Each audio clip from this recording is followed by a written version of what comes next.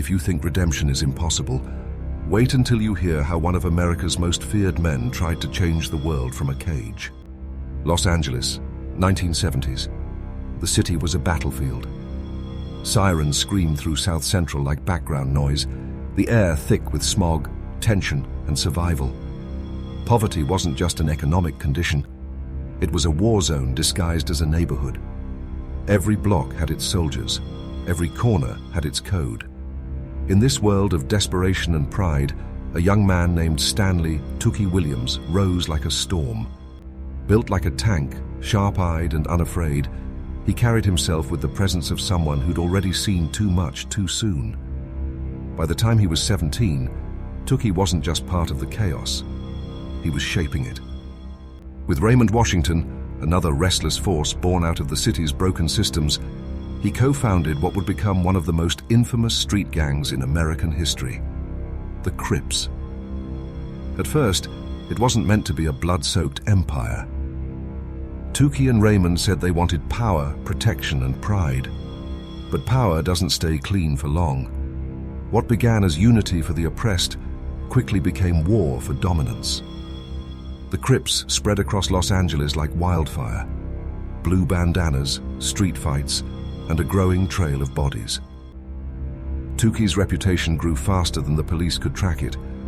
To his followers, he was a symbol of strength, the man who wouldn't bow to anyone. To the authorities, he was a monster. By 1979, the city had changed. Gang warfare wasn't just local anymore. It was an epidemic. News stations counted deaths like sports scores. Communities that had once known peace became battlegrounds. And somewhere in the middle of that storm, Stanley Williams' name kept surfacing, not as a rumor this time, but as a target. That same year, a series of brutal murders shook Los Angeles. 4 people dead in separate robberies, each crime linked by a sawed-off shotgun and a string of whispers pointing toward one man, Tookie Williams. Police raided his home in December. Helicopters circled above South Central like vultures. Officers poured into his apartment with shotguns drawn. Tookie was asleep, half-dressed, his body still scarred from street fights.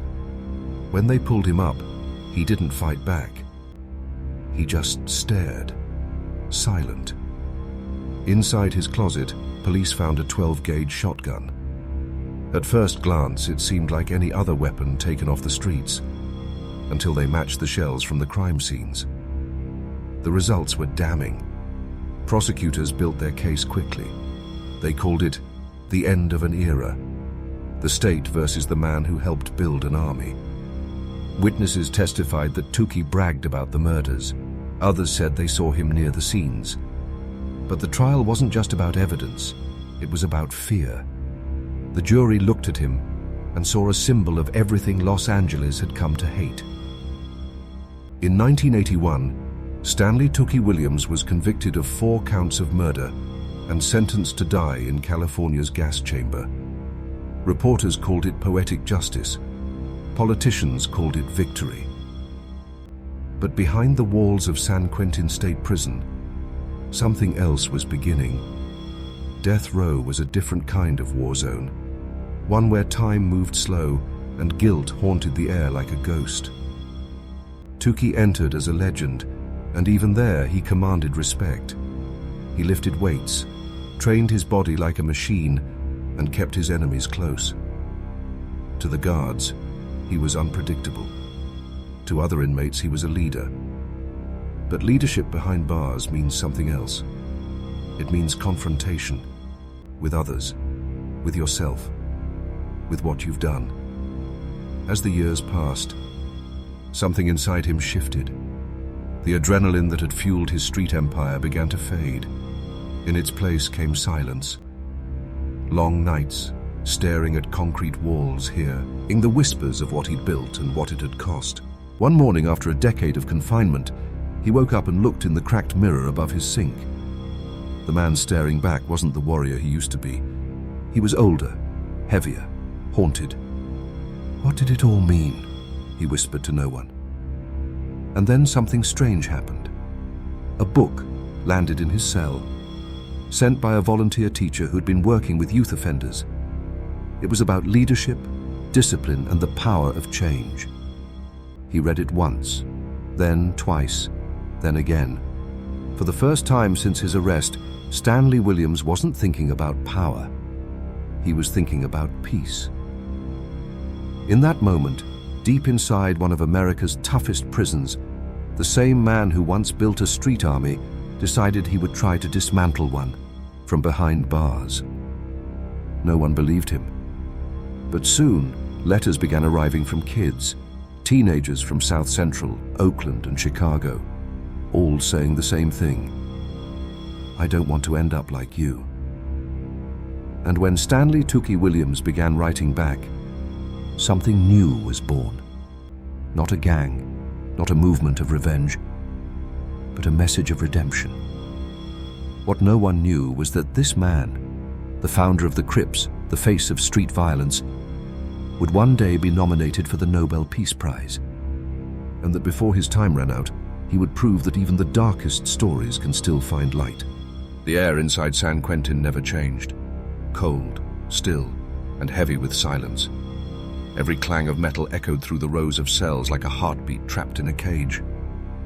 But for Stanley Tookie Williams, that silence became something else. A classroom, a mirror, and eventually, a path to redemption. Years had passed since his conviction. He'd watched men walk down the hallway toward execution, their footsteps fading into nothing. Each time he wondered how long before they came for him. But somewhere along the way, something inside him stopped waiting for death. Instead, he started searching for life. He began reading everything he could find: books on history, philosophy, and the psychology of violence. In those pages, he began to see the world differently. For the first time, he understood how poverty, racism, and anger had built the machine he'd once been a part of. And slowly, the image of the gang leader began to fade, replaced by a man who wanted to rebuild what he'd helped destroy. It started with letters. Kids from South Central, Oakland, and New York wrote to him after hearing about his past. Some admired him for his old reputation. Others were already walking the same path. They asked for advice, for approval, for guidance. Tookie could have ignored them. Instead, he wrote back. Each letter became a sermon, raw, honest, and personal.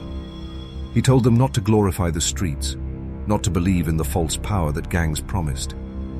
He told them about fear, about wasted years, about the weight of regret that never sleeps. His words were sharp, not poetic, real enough to pierce through pride. Soon, his words turned into pages, and those pages became books. From inside a 6-by-9-foot cell, Stanley Tookie Williams began writing a series of anti-gang children's books. The titles were simple, but the messages were life-changing. Each story warned young readers about the seductive pull of gang life, how it starts with friendship and ends with funerals. The books became part of school programs across the country, read by kids who'd grown up in the same broken neighborhoods that had once made him. Teachers began writing to him. Counselors thanked him. Families who had lost children to gang violence said his words were saving others from the same fate. But not everyone was ready to forgive. Outside those prison walls, critics called him a manipulator, a man pretending to be reformed to escape justice. To them, a killer couldn't become a teacher. Still, Tookie never stopped writing. By the late 1990s, his transformation reached the world beyond California. He began working with youth advocacy groups, even through recorded interviews. He collaborated with peace organizations, preaching reconciliation between rival gangs. He pleaded with young people to turn their anger into energy for change. And then, something no one expected happened. In 2001, Stanley Tookie Williams was nominated for the Nobel Peace Prize, not once, but multiple times, for his work promoting non-violence and peace. The idea sent shockwaves through the nation. How could a man once sentenced to death be nominated for one of humanity's highest honors? Journalists rushed to San Quentin, Activists rallied behind him. His story spread across newspapers, college campuses, and talk shows. Some saw hypocrisy, others saw hope. To those who listened, Tookie never asked for pity. He didn't deny his past. He didn't beg for freedom. He only asked for a chance to prove that even the worst mistakes could lead to something better. In one interview, his voice was calm but heavy. "I'm not the same man I was. I was built by hate. I live now for peace. But peace doesn't erase the past. It only redeems what's left of it."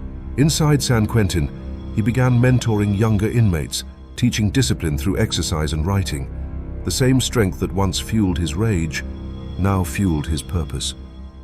He spoke about mental freedom, the kind no walls could take away.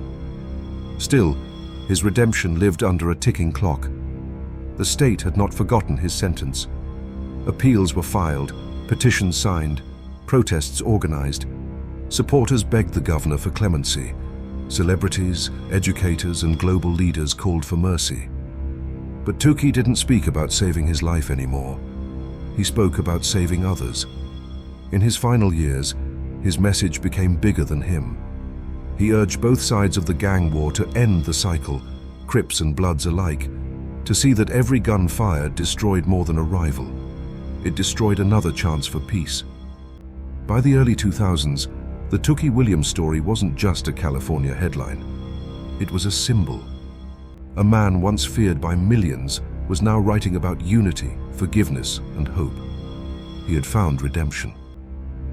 But redemption, he knew, didn't always come with freedom, because no matter how many books he wrote or how many lives he touched, the clock in San Quentin never stopped ticking. And when the state of California finally set the date for his execution, the world was forced to ask one haunting question. Can a man who's changed his life still be condemned for the man he used to be? The winter of 2005 settled heavy over California, cold, gray, and unmoving. Outside the walls of San Quentin, reporters gathered under floodlights, their breath visible in the midnight air. Inside, time was running out. After 24 years on death row, Stanley Tookie Williams' fight for life had come to its final hour. Appeals were exhausted, petitions had been denied, and despite global pleas from civil rights leaders, educators, Nobel laureates, and even the Pope, the state of California had decided that redemption could not erase conviction. In the stillness of his cell, Tookie sat with a calm that surprised even the guards. He wasn't the same man they'd locked up decades earlier. His body had aged, his hair had silvered, but his spirit was steady, almost serene. He had made peace with what was coming. Earlier that day, he'd spent his last hours writing letters. Some were to family, others to young men he'd mentored through his books. One note simply read, "Never let anger be your teacher. Change begins when you decide your story isn't over." Outside, hundreds of supporters gathered at the gates of San Quentin, holding candles that flickered like stars against the fog. They chanted softly, not in defiance, but in mourning. Many of them had never met the man, but they saw in his story a reflection of something bigger. The possibility that even those who fall the hardest can still rise with purpose. As the night deepened, reporters whispered updates into microphones. The hour was near. Inside, the corridors were silent, except for the sound of echoing footsteps. Guards moved with routine precision, but there was tension in their faces. Some of them had watched Tookie for years. They'd seen his change. The man who once led through fear, now teaching peace. It was hard not to feel conflicted. At 11:30 p.m., he was escorted to the chamber. The hallway was old, lit by harsh blue light that made every movement feel slower. He didn't resist. He nodded politely to the warden, his eyes calm but piercing, like a man who'd already left his body behind. A small crowd of witnesses stood behind a glass partition. Among them were journalists, officials, and a few who had come to represent the victims' families. No one spoke. As he lay on the table, the restraints tightened. His hands were still, his breathing even. He looked toward the glass, then toward the ceiling, and in his final moments, he spoke softly. Not to the crowd, but to himself. The struggle continues. Teach the children peace. At 12:35 a.m., the state declared him dead. Outside, the crowd fell silent. The candles burned lower. Some wept quietly. Others stood motionless, caught between grief and disbelief. A man who had once symbolized destruction had spent the last years of his life building something fragile and beautiful. A legacy of peace that no sentence could erase. The following morning, headlines filled every newspaper across the world. Gang leader executed.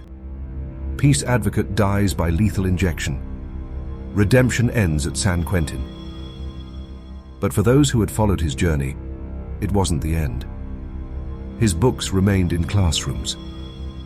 His message, simple yet profound, lived in the minds of young readers who learned that choices define destiny. The last mile programs, mentorship groups, and peace initiatives carried his lessons forward. Even some of his old rivals from the streets of Los Angeles publicly called for unity in his honor. Inside California, his story became part of the larger debate about justice, what it means, what it should be, and whether transformation deserves a second chance. Teachers continued to quote him. Activists used his writings to steer youth away from violence, and former inmates spoke about how his courage inspired their own change. For many, Stanley Tookie Williams became a paradox, both a product of America's broken streets and a symbol of what's possible when one chooses to rebuild instead of destroy. Years later, a former prison guard was interviewed about that night. His voice trembled as he said, "I've seen men go to their deaths angry, fighting or afraid. He went quiet, peaceful. He wasn't trying to escape anymore. He'd already done that." And maybe that's how his story should be remembered. Not for how it ended, but for what it meant. Because the truth is, redemption doesn't erase the past. It rewrites the ending. The man who once helped create one of the most feared gangs in America spent his final years trying to save others from walking the same path. His legacy, carved not in stone but in words and actions, continues to echo through prison classrooms, youth centers, and hearts that still believe in change. Stanley Tookie Williams died in a prison cell, but his message walked free. If you think this story was intense, the next one will leave you speechless. Subscribe for more true crime stories that'll keep you on the edge of your seat.